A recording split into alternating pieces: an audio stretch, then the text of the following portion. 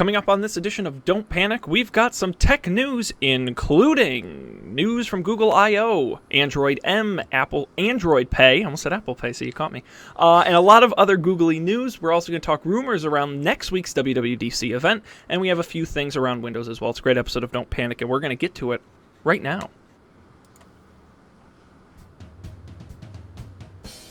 This is Don't Panic, episode number 93. Recorded June 1st, 2015, on Android M, fruity rumors, and the summer of Windows.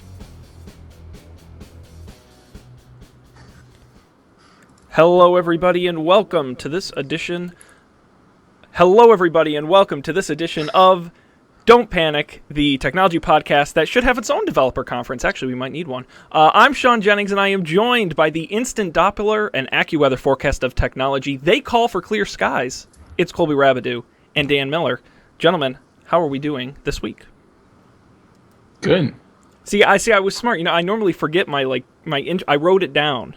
So I just read off a piece of paper. I got a piece of technology. Digital. My next stupid unnecessary podcasting purchase is going to be one of the teleprompter mounts. And then I'll be reading off the teleprompter someday.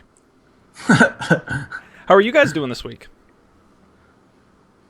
I'm pretty good. I'm excited because on Thursday I'm going to New York to hang out with Dan in real life. Oh shit, he is real. Yep. Yeah. I mean, he was real. I can confirm or deny on Thursday whether or not he continues to be real. He remains. He might have been uploaded to cyberspace. Right. What was the prequel to Battlestar Galactica? Begins with a C, not Continuum, but Caprica. Yeah. Good job, Sean. See, I thought you were going to reference the Johnny Depp movie, the terrible one, Transcendence, where he was put into the computer. Oh yeah, I watched that on an airplane. That wasn't good. That's basically what happens in Caprica. That's true. But yeah, maybe I wrote that program. I'm off living in Tahiti on the beach, and I'm doing the show for free. I don't even have to be on it. Well, to be honest, Dan, this is now the 93rd episode. I think we have enough catalog footage of you by now that we could probably just create some sort of, just splice together all the words. Like Seinfeld vision, yes! Dan Miller vision. Exactly. Turns out Dan has said the 3,000 most commonly used English words, and we'll use those. How will we get around the new product names, though? One of us will just have to do a voiceover with his lips like, Dan, can you just do that? You'll reference it first, and then I can say that. Or that thing. That's true. That thing. Especially now that I gave you those sound bites to use. Oh, so perfect. Dan, you're fired. All right. Well, thanks to all of you out there for joining us on this episode of Don't Panic. I'll remind everybody, don'tpanic.io is our website. There you can get links to current and past episodes, all our social media sites, as well as the RSS link and all the places you can find us, including popular podcasting apps such as Overcast, Pocket Casts, iTunes, Stitcher Radio, and the like. With that being said, let us talk a little bit about tech news. How's that sound, guys? Sounds good. Outstanding. What would you like to talk about first? I mean, it seems a little obvious. Google I.O. Okay. All right. Yeah. We teased this last week. We talked about it a little bit. Some of the things we might see. It actually happened. Google I.O., their big developer conference of the year. And we have here a list that says the 12 biggest announcements. And we'll start with Android M. They did not announce the food name for it. We'll have to wait for the fall for that. Oh, yeah. All of our predictions were useless then. That's the beauty of recording them, Dan. We will happily replay the terrible ones come fall. So it is an updated version of Android. Most people are saying this is not a big change, not kind of like Material Design was in Lollipop. It's more of sort of a features sort of underlying update where you're looking at things like power optimization, new services, how apps interact, all that kind of fun stuff. So let's talk about a couple, starting with quickly app permissions. I know Android's gotten a little bit of hot water with this before, where people, when you download an Android app, they'll say, why is Facebook Messenger asking me for access to 30 things at once, right? And you're like, why would they need access? Well, on iOS for the long time, it'll just ask you when it needs it. So you'll get a notification for the microphone, and then in a week when you go to use the camera, it'll say, can we use the camera? It's a little less intimidating. Well, Android is basically copying that in Android M, so instead of getting one big screen with all of the permissions at once. You'll just ask when you need them. There'll also be fewer update categories. I think they said 6 or 8 categories instead of a whole bunch of different ones. You can also look up everything the app is accessing, similar on iOS, and turn them off individually as well. Exciting. Yeah. I think doesn't really affect my life personally, but I know some people who will be pleased because, I don't know, especially, well, the people I worked with who did the mobile stuff at Facebook were always a little discouraged by that because it made Facebook seem way creepier than they were actually being. Not to say that Facebook isn't creepy, but they're not that creepy. It was unfair, yeah. Right. Unfairly so. Yes. So that'll be good for Android users. They also talked about Chrome in all your apps. So you will now be able to integrate what they call Chrome custom tabs. It's essentially in-app Chrome browser. It makes pages supposedly load faster by preloading certain elements. It will have your saved passwords and autofill. It integrates with all the Google stuff. Apps can also link to other apps more easily, so you can designate, when this type of link is, when a twitter.com link is clicked, it will now take you to a Twitter app rather than the Twitter website. So just more integration with how the browsers work on your Android device. So I'm not sure if this is actually specified in the article or anything you've seen, but does this do, will these Chrome tabs share the, session data from your Chrome browser? Because that's my least favorite thing about iOS, is that every single app has its own tiny browser tab, and I'm supposed to sign into everything with all of them, and that's very frustrating. As far as I can tell, they will share the sort of all of that underlying information associated with your Google account. Nice. It'll all go back to the main Chrome in Android. They're just sort of borrowing it and skinning it, per se, to put in their apps. Right. That's cool. Yeah, that's really great. And iOS doesn't have that, right? No. Safari's pretty locked down. Actually, it wasn't that long ago that you couldn't even have browsers in your apps. Apple would outright reject you. Oh, really? So, yeah, that was a stipulation. Because, the original stipulation in the App Store was you can't repeat any features we already have. And then they've really gotten much lax on that. But, yeah, now you can do it, but it's really just a basic browser. Interesting. I want that. That's a really good feature. Yeah, especially if you're, I'm sure if you're using Android, you're probably a heavy Google user, but if you're someone who saves your passwords and saves your autofill and has a lot, that kind of stuff, that's really going to be a bonus. And how many times does it, you're in another app, usually so the best case on iOS is you have to, if you have an app and it interfaces with other apps, get my friends from Facebook or something like that. The best case is it does that crazy thing where it flips into the native app, and then it flips back because you're already signed in. Mm-hmm. But a lot of times it's here's a web view with Facebook.com, and you did have your credentials saved in Safari, but now you don't. So go switch over to 1Password. If you're on an old phone, hope that your OS doesn't page that app back out of memory so that then you're not even in. Yep. Have you noticed that Google Inbox gets paged out of memory no matter what? If you leave Google Inbox, it will be reloading when you come back.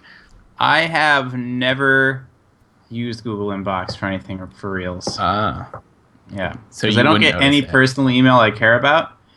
I see. And it's not enabled on my work email. Interesting. Well, it does, and I find that frustrating. And I don't have an old phone. I have a latest gen phone. And speaking of Inbox, it's now available for all users, so it's no longer invite only. Anyone can sign up for Google Inbox. So that was a small little piece of the announcement as well. Oh, that's cool. Yeah, I think it was only a matter of time really before they phased that out. Oh, Gmail's still in beta, right? Oh no, it isn't. No. Okay. They just took it out. No. Yeah. I'll just quickly scroll through because not all this is that interesting, but a new feature called Doze. It uses the motion sensor to put your phone into a deeper sleep if inactive for longer periods of time. It really just more tightly freezes apps so they're not using resources. They claim it can last up to 2 times longer than without it in standby. It is an optional feature, so you don't have to use it if you don't want. Also, USB Type-C is now supported in Android. Okay. Let's talk about what I think is the coolest or one of the coolest things to come out of I.O., which is now on tap. On tap. You can go down to the bar and you can pour yourself a nice cold glass of... Google Now. Delicious. Okay, Google. It's pretty hoppy, though, isn't it, as far as drinks go? I'll take it. Google Now. It's called Now on Tap is the feature. And what you do is on your Android M device, you hold down the home button, and it brings up your Now cards. But it's not the standard Now cards you get everywhere else. It actually dynamically reads the screen you're currently on for information, and then delivers that information to you in a card. For example, Dan, let's say when Colby is visiting you in New York City, you send him an email and say, hey, Colby, what do you think of going to this bar? If Colby had an Android M phone, if he, without doing anything, just looking at the email, if he held down the button, Google would read the email, realize it's a bar, pull the Google Now card for that bar, including its hours of operation, its location, the map, the phone number, the menu. He didn't have to type in a single word. He didn't have to click anything. Didn't have to go into an app. It did it dynamically, automatically. And it not only does that in email, it does it in anything that's on your screen, essentially. I'm not sure exactly what you have to if you have to integrate anything. It didn't really seem that way. It just I bet it just takes a screenshot and does OCR. Yeah, that would. I mean, Google also has access to like the low level. I mean, they can like go into like the guts of Android, I would imagine. So I doubt they're taking a screenshot and doing OCR on your phone, because that sounds slow. But maybe. Did I see something? Go ahead. I guess it's possible. I don't know anything about Android, but if you think about doing it on a web page, you could probably do it. Except on the web page, you'd have all the crazy hidden elements that no one's actually seeing that you'd be slurping up to. Right.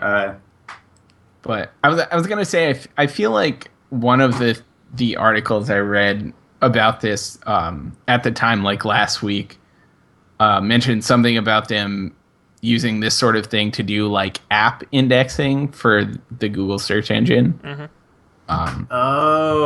I did. Someone was talking about this at work too, and I wasn't really paying attention. Yeah. Sounded neat. So does anyone know how that works? The app indexing, not a clue. Right. So Google indexes web pages. They look at all the content on a page, and they associate all the words and phrases and terms on that page with the URL, so that when you search for something, it can show you like, oh, this URL had that thing, and it was ranked this way. How do you do that with an app? Are you like, okay, so the Etsy app talks a lot about scarves, so here's a link to a scarf in the Etsy app? I mean, I know there's the whole like deep linking thing on mobile that. But I don't think that a view in a mobile app doesn't know what its deep link is. Like, a deep link is like a one-way. Right. Yeah. I mean, maybe it does though. I don't know. Or maybe. I mean, I think the idea of deep links is that they work inter-app, but it also like a web. A browser URL will be able to like the operating system can link that URL to its equivalent native app URL as well. I don't know though. It seems totally crazy. Yeah, but maybe it works. I'm gonna look it up. Yeah, I'm sure we'll hear more about these and a lot of other features at the fall event when they actually launch it. But I think this is gonna be, if it works, will be a really handy feature. They give one example where if you're listening to a song and you say, "Okay, Google, who's the lead singer?" It'll know what song you're listening to. It will search the artist, and it will find you the lead singer. You don't even have to say who's the lead singer of blank blank band. I mean, things like that, giving sort of context to what you're doing on your device. That's cool. I also see in this screenshot that it has like a Foursquare like shortcut in there. That's all I want. All I ever do is look things up on Foursquare. And Yeah.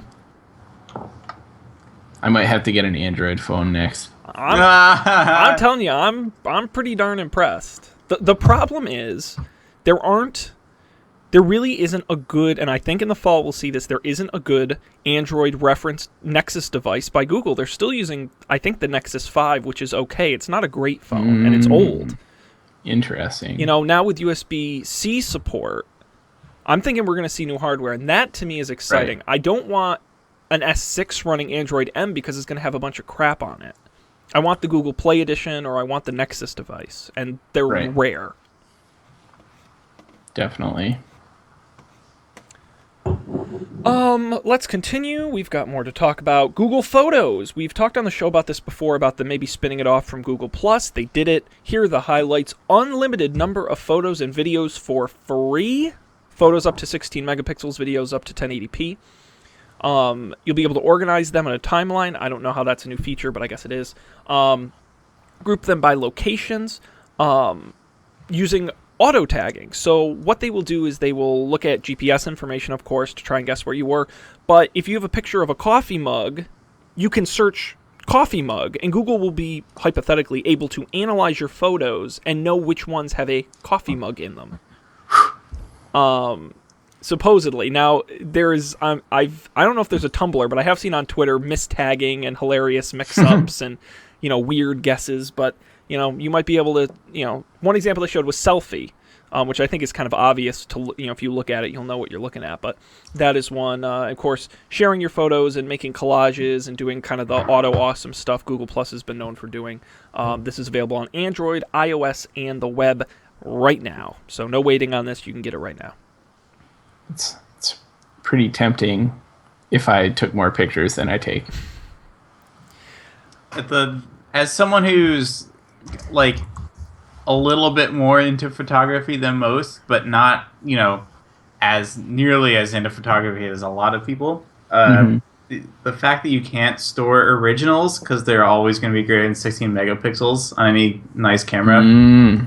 Sort of a deal breaker. And then the prices you can pay to store originals, but the prices are ridiculous, and they top out at like 100 gigabytes.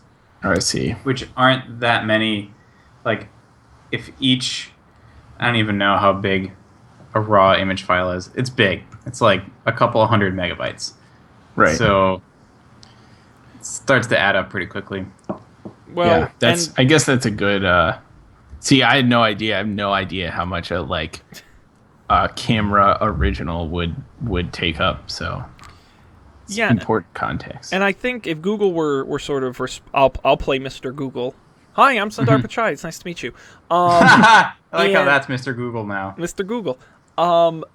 They say, they will down compress your photos, and they say they've got some kind of fancy Google algorithm that'll do a super great job. Okay, take that for what it is. But also, it'll look fine, right? It's Yeah. not about the looking. It's about the fact that it won't be a raw file anymore. Yeah. The other thing, I feel like this seems to be targeted more towards consumers and prosumers, not necessarily pros.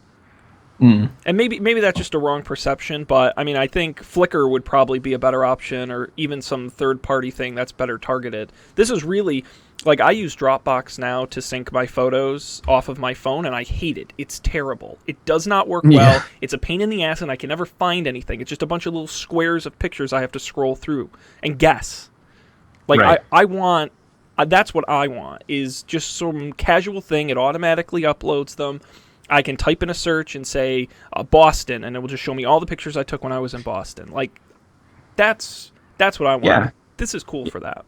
I think it's pretty compelling, especially if you have an Android phone. And I think the fact that it is no longer a part of Google Plus is also pretty compelling. But like for people, I mean, there are definitely a lot of people who only take pictures on their phone, and they take a lot of pictures on their phone. So I don't know. I mean, I guess we'll see. I still recommend Pass Picture Life, where if you pay for the top tier, it's unlimited, which I feel a little bit better about. Like paying for actual unlimited versus like, oh, Right. you're not paying for unlimited, sort of unlimited. Well, I will say I'm going to, over the next week, take the Google Photos Challenge. Whoa! And report back. That's not nearly as expensive as the Apple Watch challenge, though, Sean. This one's free. I just have to sell my soul to Google. Well, we already did that. Already done years ago. God, I remember having to beg somebody to send me one of their 100 invites to Gmail.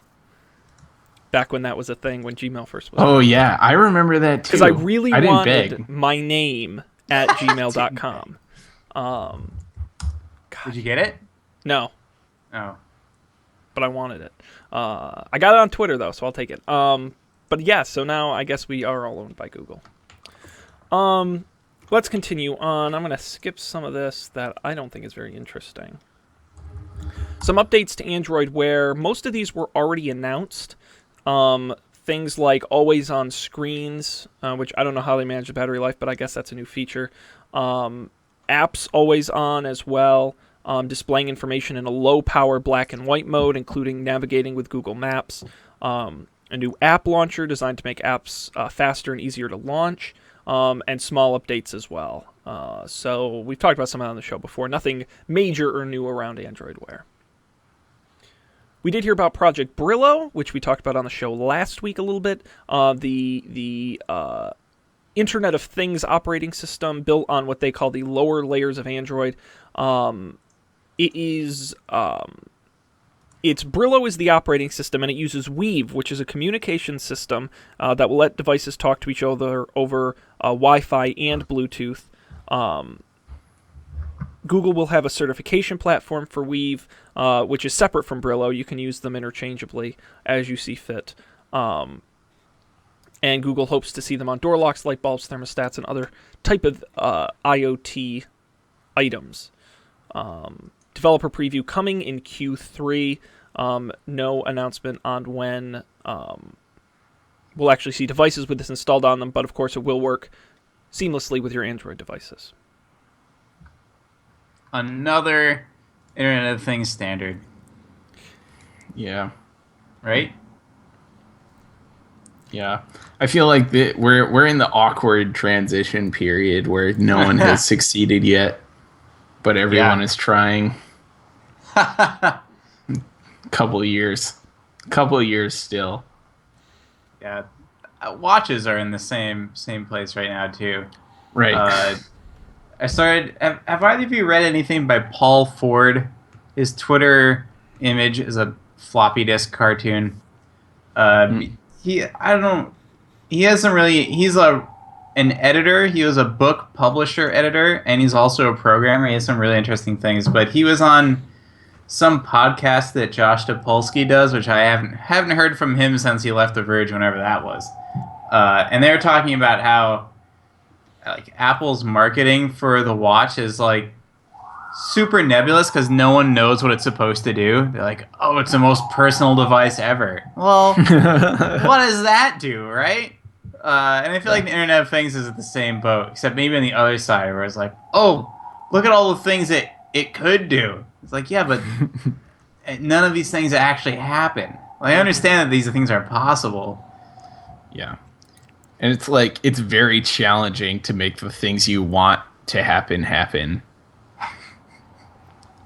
Welcome to computers. Yeah.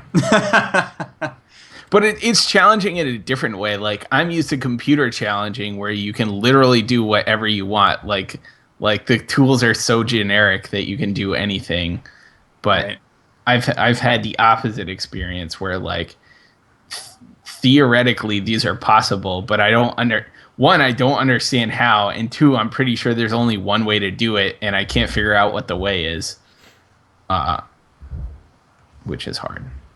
Yeah. It saddens me greatly. And as it should. Yeah. And I look at this. It's sort of interesting when you look at Internet of Things and watches. I look at it from a business perspective, and I think these days technology is more of a land rush than it's ever been. I mean, when you let a company like Apple come in, no one wanted to play in smartphones. Apple comes in and dominates the market. No one, Google comes in and dominates cloud services before anyone can catch up. Apple with tablets. I think companies are trying to be faster about gaining market share at any cost and getting sales at any cost, and not really thinking about the underlying infrastructure, thinking about connectivity, and thinking about the things we as consumers want. Right. And I think that problem's just going to get worse as technology becomes more and more competitive and more of this sort of land grab. I hope maybe Google will make a difference, maybe Apple, maybe some small company, I don't know. But hopefully someone will get smart and realize what's good for consumers is good for their business. And what's good for consumers is devices that work together, that are easy to use, that are easy to program for, all of those sorts of things. I don't really care what company does it. Just someone. Please. Yeah. Definitely. Would be nice. Yes, it would. So I'm sure we'll hear more about that in the future. One thing you'll hear about right now is Android Pay. Samsung Pay, Apple Pay, Android Pay. No more original ideas. A couple of years ago, remember how everyone was talking about the next battleground is the wallet? Mm-hmm. I think they were pretty right. All these companies want to own the payments from end to end as best they can. Well, and it's an interesting perspective because they're all essentially using the same technology. It's really all NFC. Right.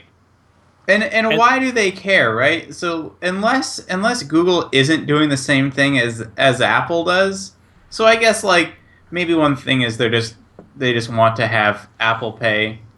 Although you can always so explain this to me, because I thought that Android already had Google Wallet or Google Pay, Android Pay. Anywhere where Apple Pay works, you can already pay with an Android phone with Google Wallet set up. So what is this giving you? Assuming the retailer allows it, because you can block payment services through NFC.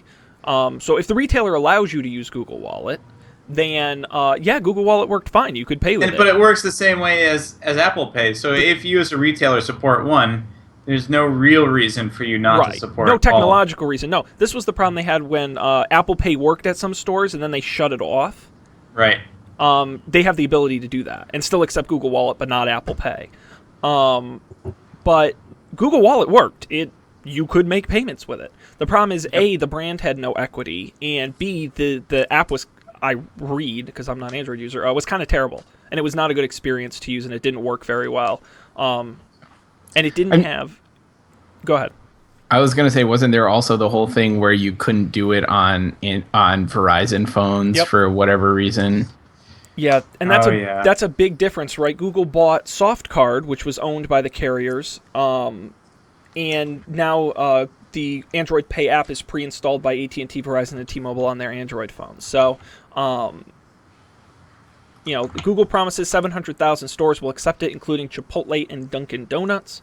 So, really, the only two places you ever need to go. Breakfast, lunch, and dinner. Breakfast, lunch, and dinner. You're taken care of.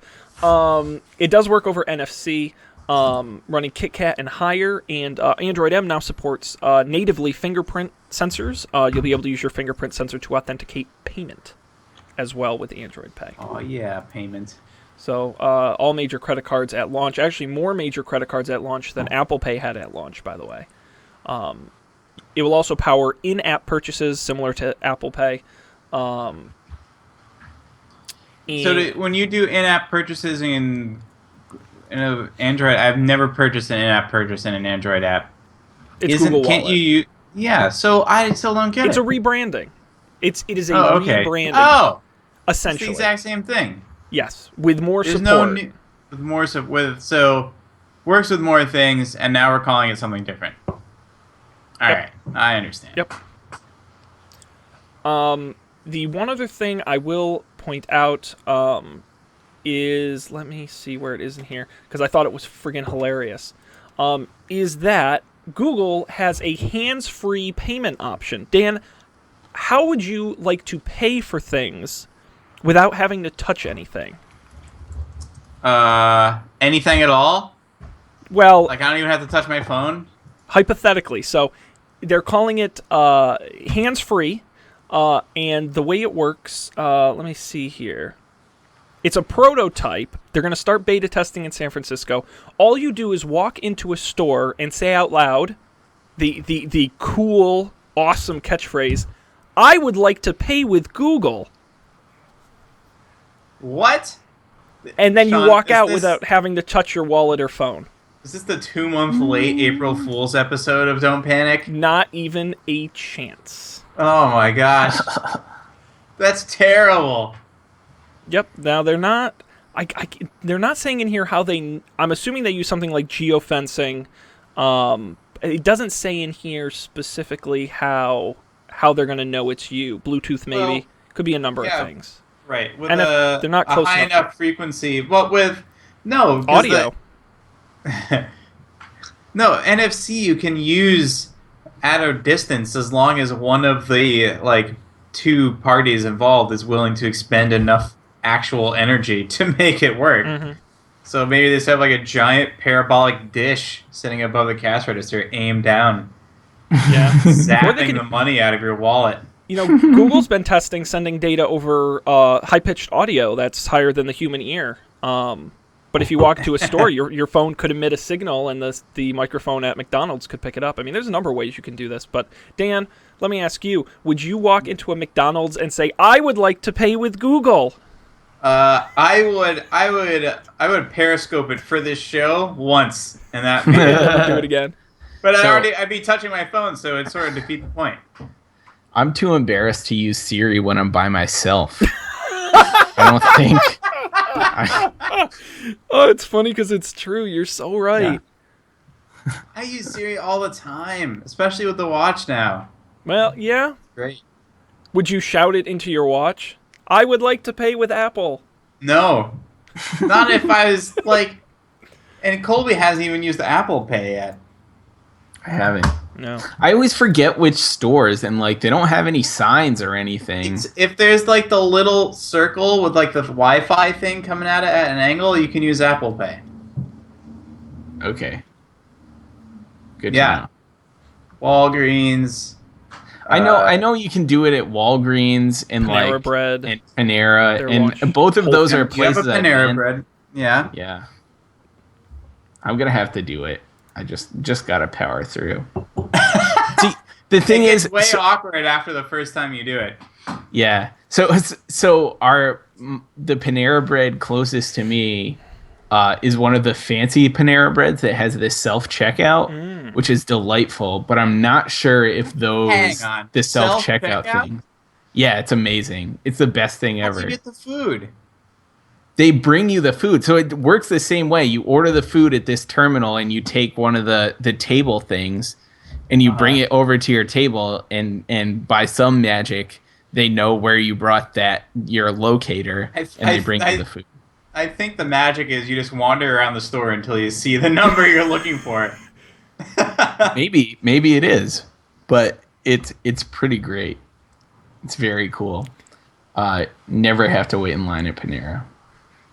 And now I you will gotta pay say, with Apple so over the weekend, my friend, I was going out for a quick casual dinner with a friend, and he's like, "Let's go to this place," and I forget what it was called. It was some Italian restaurant. He told me. We walk in, and it's like one of those fancy, like gimmicky restaurants. And here's the gimmick: the gimmick is you walk in, you go to the cashier, and they give you an RFID card, and then you take this RFID card, you go to all these stations, sort of like the college cafeteria, and you wait in line for the person at that station to be ready to make you what you want, which is incredibly inefficient because people are ordering multiple things in a row and he's only making them one at a time. People don't understand that there are multiple stations of the same kind, so they're all queuing at the same one. Also, you can tap this goddamn card on the thing and have a terrible experience with no assigned seating, no table service. You don't know where the drinks are. Everyone's crabby and is in line behind you, and it was terrible. I don't know where That I was sounds going bad. with this. It sounds like the It DMV of restaurants. Yeah, it was. It was. And then here's the worst part. My friend wanted a salad, so he had no line. He walked over, got the salad. Meanwhile, I'm in the pasta line, and the person who was like in front of the line when I arrived was still in the front of the line by the time my friend ordered and got his food. I don't even remember why I brought so this. sorry, Oh, Dan. this Panera, like, what is that actually saving you? Having to talk to another human being. Yeah, I mean that's going to a restaurant. so there are like there's no line. There are like 8 terminals that you can order at. And I mean there's still a real person line. You can go to the regular cashier if you want to. So you're doing it just to save time. Yeah. And it's also like, I don't know. I feel like when you're ordering at a restaurant, there's always like, if you're not completely prepared, there's always like a little bit of panic where like you can't make any snap decisions. You have to know what you want going in, and if you fuck it up, you're screwed. So there's a little more like leeway if you're at this like computer terminal. There's not a person because it's not embarrassing if you mess up. And I like seeing all the options written out too, which is a lot different than having to talk to somebody. That's what the menu's for. You go to a Panera, Dan. They used to put the menu on the board. They used to have all the ingredients. They don't do it anymore. I always forget. To see all the options written out. Because I'm a child, Dan.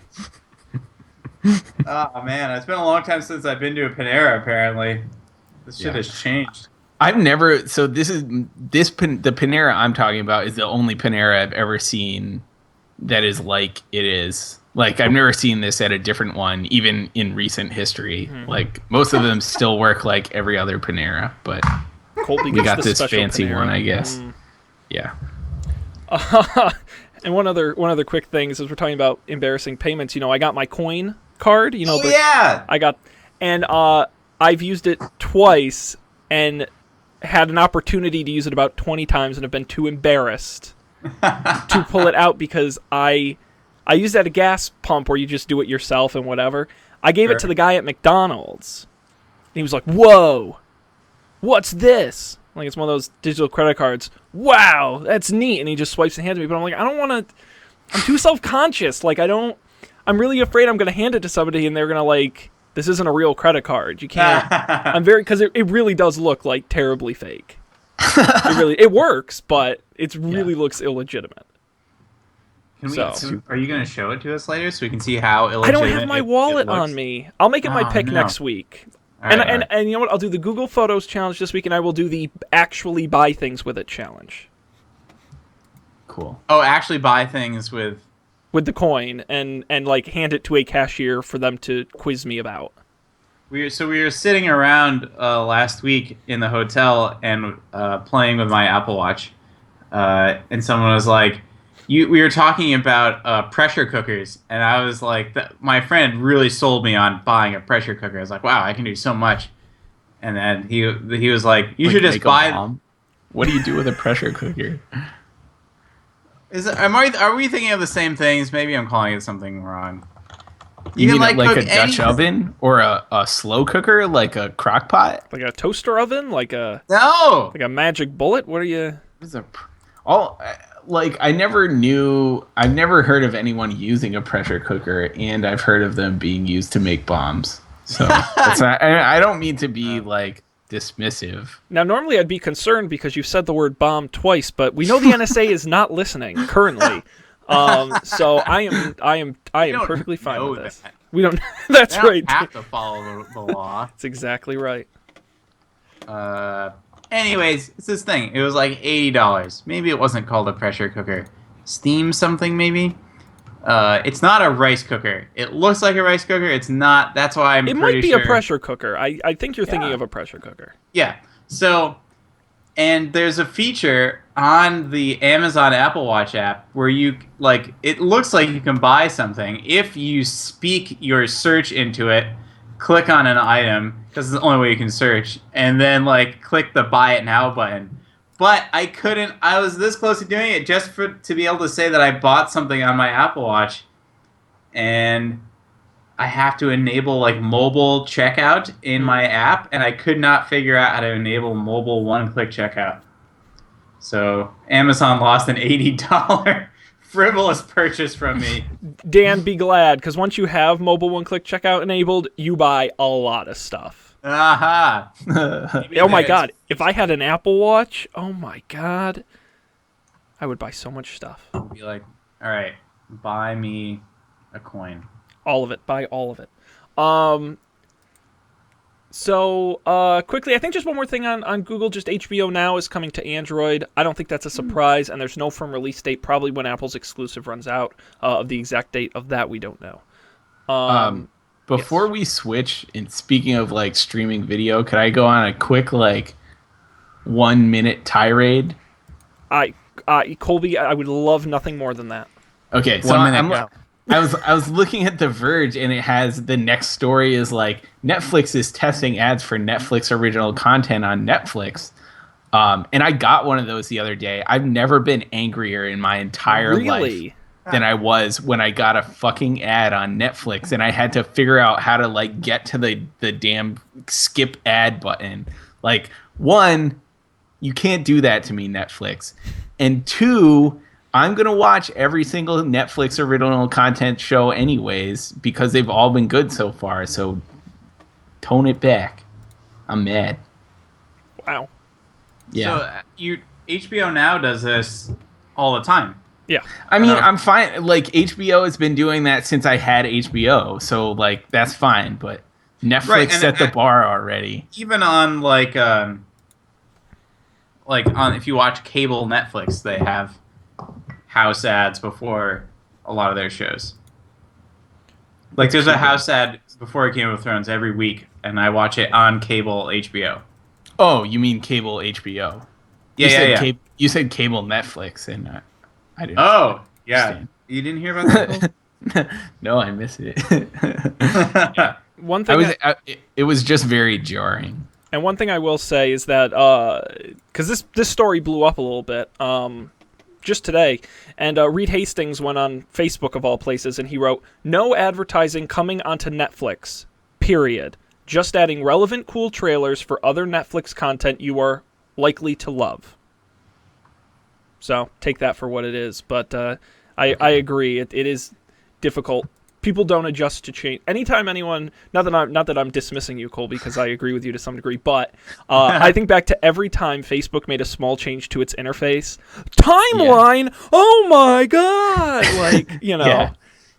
Yeah, I mean, it was just very, like, I recognize that my feelings are completely irrational. But it was very, like... surprising. Like, to change from, like, Netflix that I'm used to, where I click the button and my show starts, which is so refreshing, especially, like, I've been watching things on Hulu and stuff, and, like, going back to Netflix is always delightful, because I click the button and my show starts, and when it didn't start, I panicked. I freaked out. Well, hopefully you'll find more interesting Netflix content to watch, as they intend. Indeed. All right, I think that's it for Google stuff. We didn't get to any of the VR stuff, but I think that's a little too specific, a little out there. And we've got a couple more things to get to before we wrap tonight. Quickly, Windows. I got to talk about Windows, right? If I don't, I'm gonna feel like we left something out. Right. It was announced, Windows 10, we've talked about this before, coming out sometime this summer. We have a date. July 29th is the official launch date of Windows 10, coming to your Windows 7, Windows 8, and Windows 8.1 devices. It is a free upgrade for all those users, as we talked about before. What's interesting is I noticed this first last night. I know some of you saw on Twitter. Where I got this Windows icon in my taskbar, and I knew idea what it was, and I clicked on it, and it popped up with this reserve your Windows 10 upgrade now, with a big button, and it said how this upgrade works. It says, reserve your free upgrade. It will download once available, and you can cancel your reservation anytime. You install it, and you enjoy, and they kind of walk through all the new features. Now, this little sort of window thing has apparently appeared on every Windows 7, 8, and 8.1 device. Encouraging users to sign up to get the update as soon as it's available, encouraging users to try the new features like Cortana, Edge, and sort of all those other things that come with it. as well. Which I thought was a little like. At first I thought it was like a virus because it looked almost like it looked like one of those things where it's like kind of suspicious and you're like something's not. What is why would I reserve a free digital upgrade? It's not like they're gonna run out. I need to be like first in line. They're not gonna push back my ship date or something. Like right. it was very odd. Imagine if they did. It was like the Apple Watch. You gotta wait 6 months if you wait to get a couple your Windows hours. 10. Just like artificial scarcity. Yeah, in a digital upgrade. Yeah. So, yeah, it is interesting. Look forward to that July 29th. You can reserve yours now if you're using Windows 7, 8, or 8.1. All right, we've got a little time left. I don't think we're going to get to picks this week. I know, we're just going to keep pushing them back. Come on. All right.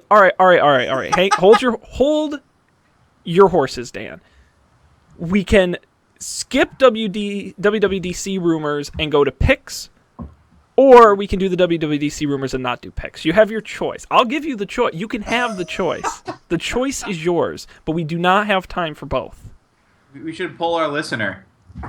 Our listener. Actually, I think we peaked at 4 tonight. Wow. Yeah. Go us. Not good. It could be split. All right, let's do WWDC. All right. The problem is, I was thinking about this yesterday. I have how it seems. Maybe this is just me. My picks come in I have a pick renaissance in a month. Yes. And every other day, I'm like, oh my god, this is amazing. I gotta tell them about this thing. So I have the summer's worth of picks lined up. Perfect. I picked my favorite one. My favorite pick is next. Oh, is this one that's on the list? Yeah. All right. Next week, Dan. Next week. Just going to have to hold on because we got to talk WWDC specifically because it is coming up. When is it? It's next week, right? It's not this week. It's next week. Could be. I don't... somewhere on one of these, every article always lists the date. It's June 8th. June 8th. Which is next week. Which is next week. Next Tuesday, I think. Monday. Next Monday. It's Monday, so we will talk about it on next week's show. Oh, great. So this is perfect. Good timing. I've got 4 stories here in the rundown as to things that might be rumors. We basically know we're going to get iOS 9. I don't know anything about OS 10. Are we? I don't think we're... They don't usually do the... I have no idea. I think it... Yeah, I think they usually talk about it at WWDC. Like preview, maybe? Yeah, they preview, and then the betas come out, and then in the fall, it actually comes out. Yeah, so that wouldn't surprise me, because how long has Yosemite been around? Since the fall. That was last year's. So I feel like they'll talk about it in this year, but it's not going to be anything crazy. I hope it's like Snow Yosemite. Snowsemite? So we'll probably get those things. I don't think that's surprising, but here are a couple major rumors we will talk about. Let's start with Apple TV. So we've talked about this on the our viewer in Vietnam just messaged me and he asked, "What would David Duchovny do?" I don't know who that is. That's the guy from the X-Files. I don't get what he's referencing. Oh. The truth is out there. I don't know. Thanks, Phil. Have we talked about any conspiracy things in this episode? I don't think so. I would think he was referencing our. Oh. He said, "Never mind. That doesn't work." All right. Anyway, also, hang on. We have missed the most important topic of this show, which is cupcakes or muffins. Oh my god! So, last episode we posed the question, what's the difference between a cupcake and a muffin? And I took to the airwaves and asked my good Twitter followers for their opinions, and we got some really good ones. I'll say off the bat that most people insisted that they are completely different. Only a couple people were able to say with any shred of dignity that they were the same. And I honestly forget who even here was on which side. So, Colby, what side were you on the Great Cupcake Muffin debate? I was the instigator of the Great Cupcake Muffin debate, if I recall correctly. Did you take a side? I was suggesting. I suggested that they were the same. Okay. That And cupcakes. Sean, that muffins are breakfast cupcakes. Sean, did you agree with me or did you agree with Colby? I have trouble remembering my exact argument, but I believe it was something like cupcakes and muffins are the same because what is their distinguishing feature? Right. Their So this shape. is what I tried to discover. So one distinguishing feature is frosting. Very few muffins have frosting. That's not to say that no muffins have frosting, but 9 out of 10 muffins don't have any frosting on them, if not more. Like 99 out of 100 muffins don't have any frosting on them. Jim McGaffigan wrote in and said a muffin is a bald cupcake. Muffins are cupcakes that some people perceive as being healthy. I see them for what they are, a cake. This was a person who agreed that muffins and cupcakes are the same thing. Muffins and cupcakes are not the same. Otherwise, why would Costco sell 6-pack of muffins and 6-pack of cupcakes? That was a UK person. I don't know what the joke was there. An actual baker says, no, 100% no. Muffins are quick bread cooked in muffin tins, and cupcakes are cakes cooked in muffin tins. And I looked this up on Wikipedia, and there is mention in the Wikipedia article about quick bread versus cake being a thing. I feel like that's the answer. That's the real answer, and I'm willing to accept it. But all right, It's just a fun debate. That's what I think. it was a fun debate. And I want to give a shout out to people on because Dan, you asked the same question on your Facebook page. And I won't use anyone's real name, but read those because you asked, are muffins and cupcakes the same thing? Sally wrote, if you are a savage. And Michael wrote, I lick the frosting off cupcakes so I can call them muffins. So, good. Someone wrote, aw, hell nah. Don't even get me started on scones. Yeah. So there you go. Some really good stuff. Really intelligent debate. Yeah, it was good.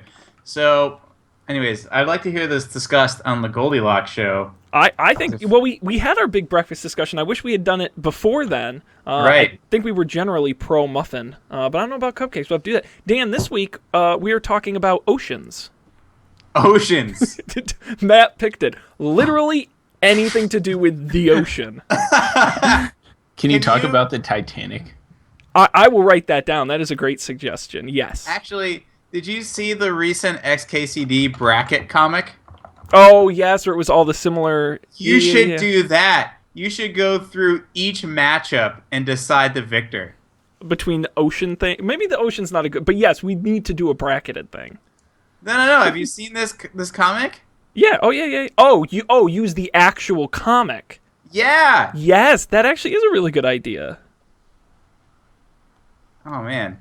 Yeah. I am making a note right now. It would have to be like a 4-hour epic season finale or something, but I'd crush it. Let's do it. I think that's great. People could make their brackets and play fantasy Goldilocks bracket on the show. Dan, you need to be our consultant. Man, you're just chock full of the ideas tonight. Yeah, we could make an app that would allow people to submit their brackets, and then a winner could be declared. I think this is why we need a developers conference, right, for this kind of stuff.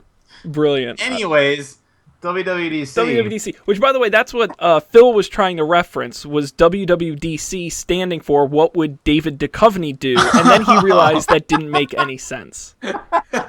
So I thank you, Phil, for that. We got a good laugh. I see. We'll just quickly go through some of these. These are rumors, obviously. The event hasn't happened yet. Apple's Internet TV service, we've talked about this. Will they carry cable channels, network channels? Will they deliver it Sling style to your home? I believe it's Wall Street Journal. Recode, which, by the way, got purchased by Vox, which is interesting. I guess that's another story for another day. A company told high-ranking TV executives that the launch is pushed off until later this year or even as late as 2016. Do not expect to see streaming television from Apple at WWDC. Yeah. It's a bummer. Yeah, I mean, they've been trying for so long. It's just such a tough nut to crack, and they want more than anyone's ever asked before. I think that's why Sling can do it and PlayStation can do it, because they're not asking to change the world like Apple is, so they're going to get pushed back. Also, 9to5Mac is suggesting Apple is going to take on Google Now with a major new iOS initiatives that goes by the name Proactive, not like the acne medication. No. What this does is it pulls data from Siri, contacts, calendar, passbook, third-party apps to assemble a personal assistant that's smarter than Siri is now. It will likely replace the pull-down spotlight feature that you currently see on iOS and give you information a la Google Now. Contextual information based on your location or usage habits, very similar to Google Now. You know, flights in your calendar will show up with the relevant information, that kind of stuff. Not very surprising. Let's see what else. Apple streaming music. We've talked about this forever. Don't know the details around that. Supposedly announced at the event. The rumor is an on-demand service, $10 a month for unlimited music. Think Spotify. Sources say Apple will avoid free streaming altogether. Ad-supported radio run by a roster of DJs. It was rumored. Who was it? Who's the young rapper guy? Yeah, we know who that is, Sean. Yeah, they're going to pay him a lot of money to be an exclusive DJ for this new service. I don't know. The young rapper guy. I was just thinking, I do not need another music service in my life. There are just too many. I don't know what they could give me that I don't already get from the 4 different music services I'm already a member of. Well, part of me would be attracted to a music service that is exactly like iTunes, but I can listen to any song ever. Because that's what Spotify was when it started, and Spotify is quickly becoming less and less like that, for better or worse. But there's a part of me that is still very interested in that. But I admittedly have never been particularly fond of like the auto-generated radio and stuff. So, yeah. For me, I think the killer feature, and this doesn't apply to me, but it is really tight integration with the Apple ecosystem. You know, if you get a really great app on Apple TV with AirPlay and you know, you really, the Apple Watch, and you really make something that is so Apple-centric. Also, Taylor Swift could be a killer feature there. Taylor Swift? Yeah, if she is available. You know, the kids these days, they love their T-Swift. I sound so old. And lastly, Apple is updating Apple Pay, supposedly, including a new rewards program. It would entice people to start using Apple Pay over competitors' cash or credit cards.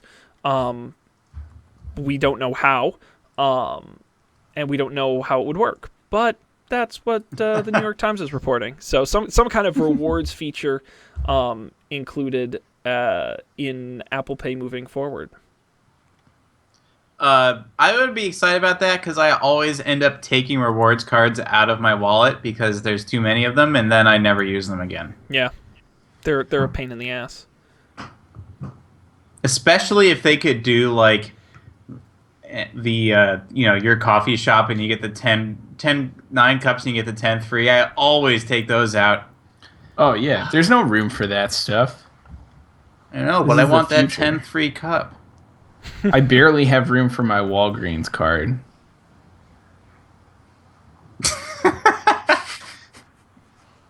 Outstanding. Can that be our episode title? I barely have room for my Walgreens card.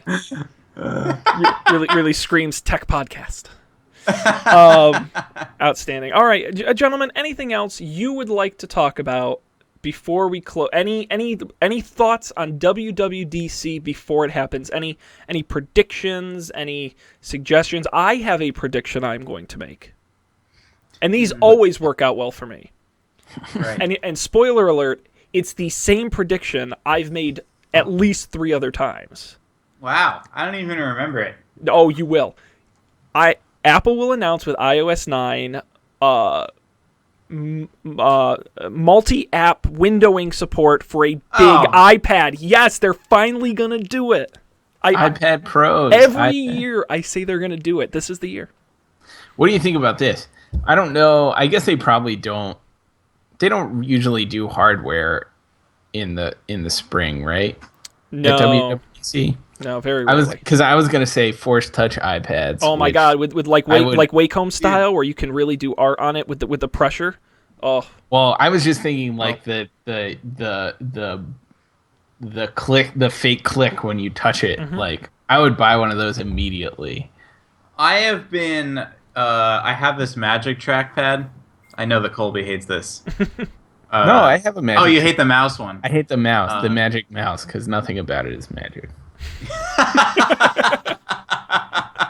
I've a couple times in the past week tried to force push because like it makes the same clicking feeling, and you're like, oh, I could keep pushing, and maybe that's how. Like today, I was trying to figure out the Photos app to get the raw picture. It's like maybe if I force click, I was like, no, I can't force click on OS 10 yet. Yeah. Or I can't force click with this, but then iOS force click's going to be even greater. So maybe we'll see. It is. I think that's going to turn out to be Apple's big innovation of 2015, and like no one's talking about it.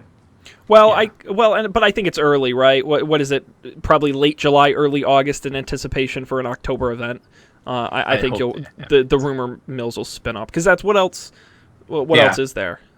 But like, imagine games with Force Touch where like the amount you're pushing down affects the game too. It's just. It's one of those things, like, it's so obvious in retrospect. Like, oh, like, clearly, if we could do this, this is great. But I don't think anyone was ever thinking that it was possible. Yeah. That's... I don't know. It seems like such a big deal. Yeah. Like, Apple hasn't had a thing like that in a while, either. Like, a crazy thing. The Touch ID was not... That's true. Not new, but it worked so much haptic better. Feedback isn't new. I mean, it's sort of a new version, a better version. Right. Sure. Yeah. Which is, I mean, that's what Apple has always done best, though. The iPad wasn't new, but it was it was better than anything else that existed. Yep. And then at Google I/O 2016, they'll announce support for their version of Force Touch. Definitely. That's how they roll. All right, gentlemen. Excellent show. I thought anyway. Maybe I'm biased. But we certainly appreciate all of you out there joining us, watching. The website don'tpanic.io. Go there. All the episodes, past, present, and future, are going to be happening there. Also, links to all our social media and places where you can download the episode. And also give a quick plug if you're interested in the ocean. Check out Goldilocks Zone, GoldilocksShow.com, and now on SoundCloud at SoundCloud.com/GoldilocksShow. You can subscribe, download, and get all our episodes there as well. We're trying that out. And so far, so good. So I'm actually really enjoying that. Very good. Gentlemen, anything else before we conclude? Nope. I don't think so. No. I'm excited for my picks next week. Next week's going to be a great show. We got WWDC, all the Apple stuff, and hopefully, unlike the last 2 weeks, we won't run out of time for picks. So we'll certainly try. We hope you'll join us then. On behalf of Dan and Colby, I wish you all a fair good night. We'll see you next week on Don't Panic.